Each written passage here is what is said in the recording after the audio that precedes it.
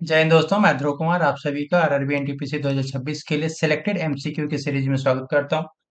इस सीरीज में हम लोग जीके जीएस और करंट अफेयर साथ में पढ़ेंगे। सो इस वीडियो में फर्स्ट हम लोग हिस्ट्री के क्वेश्चन देखेंगे, इतिहास के, उसके बाद करंट अफेयर्स को देखेंगे। एक क्लास सेकेंड है।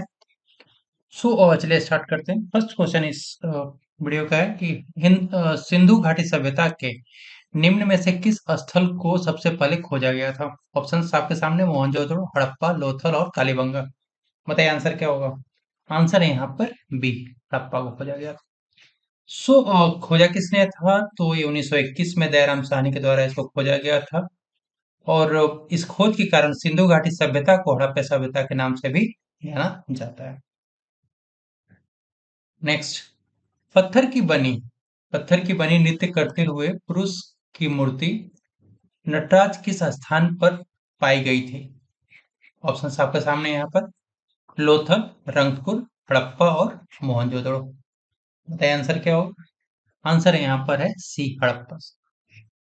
हड़प्पा से प्राप्त पुरुष नर्तक धड़ चूना पत्थर से बना हुआ है। वह दाहिने पैर के बल खड़ा हुआ है, दाहिने पैर के बल खड़ा है और बाएं पैर नृत्य की मुद्रा में ऊंचा उठा हुआ है। इस मूर्ति को नटराज का नाम दिया गया है और इसकी ऊंचाई 7 से 8 इंच की है। नेक्स्ट, 1944 में भारतीय पुरातत्व सर्वेक्षण के महानिदेशक के रूप में किसने पदभार संभाला और हड़प्पा की खुदाई का जिम्मा लिया? Options: Dayaram Sahni, John Marshall, Rakhaldas Banerjee और रेम हिलर। ऑप्शंस ये रहे आपके सामने। आंसर डी, आंसर यहाँ पे D, Rem Wheeler. Sir Robert Eric Mortimer Wheeler ने 1944 में भारतीय पुरातत्व सर्वेक्षण के महानिदेशक का पद ग्रहण किया और उन्होंने हड़प्पा की खुदाई का जिम्मा लिया। ठीक है। जो भारतीय पुरातत्व सर्वेक्षण का जो मेन काम है, राष्ट्रीय महत्व के प्राचीन स्मारकों, पुरातात्विक स्थलों और अवशेषों का रख रखाव करना है और यह संस्कृति में मंत्रालय के अधीन आता है। नेक्स्ट, सिंधु घाटी सभ्यता कितनी पुरानी है? दक्षिण में गंगा घाटी के निचले क्षेत्रों और उत्तर में मालवा तक ये फैली हुई है। तो आपको बताना है कि कितने वर्ष पुरानी है यहाँ पे। ठीक है, सिंधु घाटी सभ्यता 1000 ईसा पूर्व, 5000 ईसा पूर्व, 3000 ईसा पूर्व और 8000 ईसा पूर्व। ठीक है। आंसर है यहाँ पर सी, 3000 ईसा पूर्व। सिंधु घाटी सभ्यता को हड़प्पा सभ्यता भी कहा जाता है। इस सभ्यता का नामकरण हड़प्पा नामक स्थल, जहाँ पर संस्कृति परिवार खोजी गई थी, के नाम पे किया गया। यह स्थल रावी नदी के तट पर स्थित है। इसका जो खोज 1921 में दयाराम साहनी और माधव स्वरूप वत्स के द्वारा किया गया था। इस हड़प्पा स्थल का जो वर्तमान भौगोलिक स्थिति पाकिस्तान के मोंटेगिरी जिला में स्थित है। नेक्स्ट, सिंधु घाटी सभ्यता की सबसे महत्वपूर्ण विशेषता क्या थी?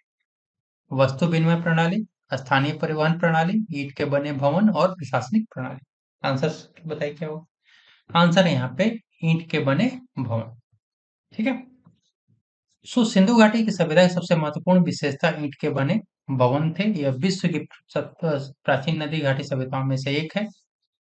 ईंटों का जो प्रयोग सभी हड़प्पा वस्तुओं में किया गया है और इस जो ईंटें थी एक निश्चित अनुपात में 4:2:1 में बनाई गई थी। तो यहाँ पर आपके एग्जाम में ईंटों की लंबाई भी पूछा जा सकता है, लंबाई चौड़ाई ऊंचाई जो भी। ठीक है। सिंधु घाटी सभ्यता क्या थी? ताम्र युगीन, लौह युगीन, यक्ष युगीन और कांस्य युगीन। बताइए। यह था आपका डी, कांस्य युगीन सभ्यता थी। कैसे? इस सिंधु घाटी सभ्यता को कांस्य युगीन सभ्यता भी कहा जाता है। इस सभ्यता में पहली बार कांसा धातु का प्रयोग किया गया था। कांसा बनता किससे? तांबे और टीन का मिश्रण होता है।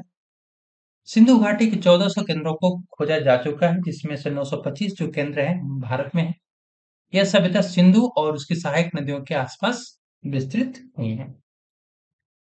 नेक्स्ट, हड़प्पा के लोग निम्नलिखित में से किस भगवान की पूजा नहीं करते?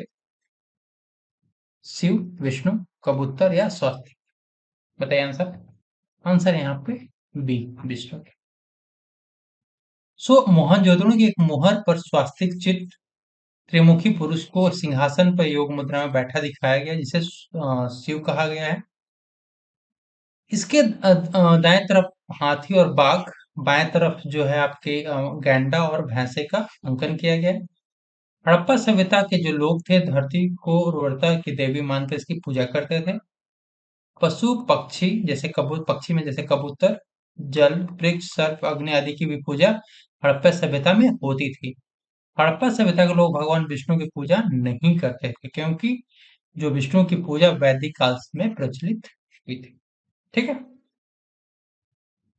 नेक्स्ट, हड़प्पा सभ्यता के मोहरों पर निम्नलिखित में से कौन सा पशु अक्सर देखा जाता था? जो मोहरे थी उस पे कौन सा पशु? बैल, शेर, लोमड़ी और हिरन? आंसर है आपका यहाँ पर बैल। हड़प्पा सभ्यता में पाई गई जो मोहरें होती थी आयताकार, गोलाकार, वर्गाकार और बेलनाकार थी। इन मोहरों पर हाथी, गैंडा, बाघ, बकरी और कुबड़ वाला बैल आदि पुरुषों की आकृति विद्यमान थी। उल्लेखनीय है कि हड़प्पा सभ्यता की जो मोहरें थी मध्य एशिया के उम्मा और उड़ शहरों में तथा इनके साक्ष्य मोहनजोदड़ो, लोथल और कालीबंगा से भी प्राप्त हुए हैं। और जिसके पता चलता है कि व्यापारिक क्रियाकलाप मतलब है में संलग्न। नेक्स्ट, निम्नलिखित में से कौन सा हड़प्पा स्थल शिल्प कलाओं के उत्पादन से संबंधित नहीं है? बालाकोट, मांडा, चनहोदड़ो और नागेश्वर? आंसर है आपका यहाँ पर बी। तो जम्मू कश्मीर से चिनाब नदी के तट दाएं तट पर स्थित सिंधु घाटी सभ्यता मांडा जो है, मांडा कहाँ पे? जम्मू कश्मीर में। शिल्प कलाओं के उत्पादन से संबंधित नहीं था, जबकि बालाकोट से बहुतायत मात्रा में शिल्प की बनी चूड़ियों के टुकड़े मिले हैं तथा चनहुदड़ो से वर्गाकार ईंटें मिली हैं और नागेश्वर से शंख से बनी वस्तुएं, चूड़ियां, करछियां और पच्चीकारियां की वस्तुएं प्राप्त हुई। ठीक है। सो यहाँ पे काफी इंपॉर्टेंट। नेक्स्ट, करंट अफेयर्स का क्वेश्चन है कि इंश्योरेंस फॉर ऑल बाई 2047 तक विजन के तहत 100% बीमा कवरेज हासिल करने वाला भारत का पहला जिला राजस्थान का कौन सा बना है? ऑप्शन जयपुर, जोधपुर, उदयपुर और अलवर? आंसर है आपका डी, अलवर। अलवर भारत का पहला जिला बना है जिसने insurance for all by 2047 vision के अनुरूप 100% बीमा कवरेज प्राप्त किया है। ठीक है। 2047 में एशियन राइफल और पिस्टल चैंपियनशिप की मेजबानी कौन सा देश करेगा? और उसी वर्ष एक प्रमुख ISSF वर्ल्ड कप आयोजित भी करेगा। देश का नाम आपको बताना है। स्वदेश है चीन, दक्षिण कोरिया, जापान और भारत? आंसर क्या होगा? आंसर है यहाँ पर डी, भारत। भारत 2027 में एशिया राइफल पिस्टल चैंपियनशिप की मेजबानी करेगा, जो 1 से 10 दिसंबर 2027 तक नई दिल्ली में आयोजित होगा। तो यहाँ पे स्थल से यदि आपसे पूछा जाए कि किस स्थल पर आयोजित होगा, तो नई दिल्ली में।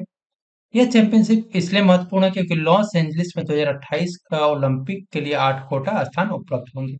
इसी वर्ष अप्रैल 2027 में नई दिल्ली में ISSF वर्ल्ड कप का भी आयोजन किया जाएगा, जिससे 12 अतिरिक्त ओलंपिक कोटा स्थान मिलेंगे। तो लॉस ये भी पूछा जा सकता है कि 2028 का ओलंपिक कहाँ पे होगा? तो लॉस एंजलिस में। नेक्स्ट, भारत की रक्षा उत्पादन क्षमताओं को बढ़ाने के लिए रक्षा मंत्री ने पूर्णतः स्वचालित 30 मिलीमीटर गोला बारूद निर्माण संयंत्र का उद्घाटन किस शहर में किया है? नागपुर, पुणे, हैदराबाद और बेंगलुरु? आंसर है यहाँ पर ए, नागपुर में। ठीक है। लोकायन 26 के तहत पहली अंतर्राष्ट्रीय पोर्ट कॉल के रूप में ओमान के सलाला पहुंचा भारतीय नौसेना का कौन सा पोत, जिसने भारत ओमान समुद्री सहयोग को रेखांकित किया है? Options INS Sudarshani, INS Tarangini, INS Shardul और INS विक्रमादित्य? आंसर आपके सामने है ए, INS सुदर्शनी। ठीक है।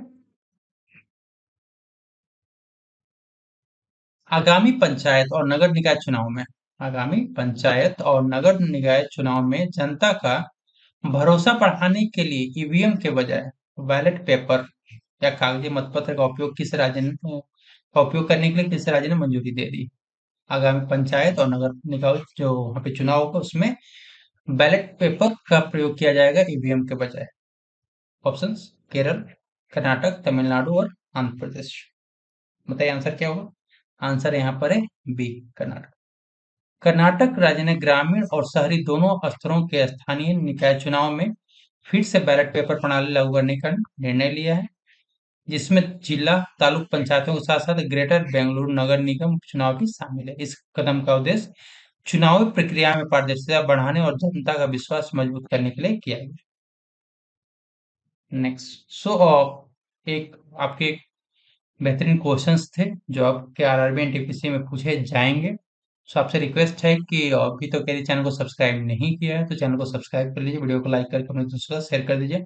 मिलते हैं नेक्स्ट वीडियो में। Thank you.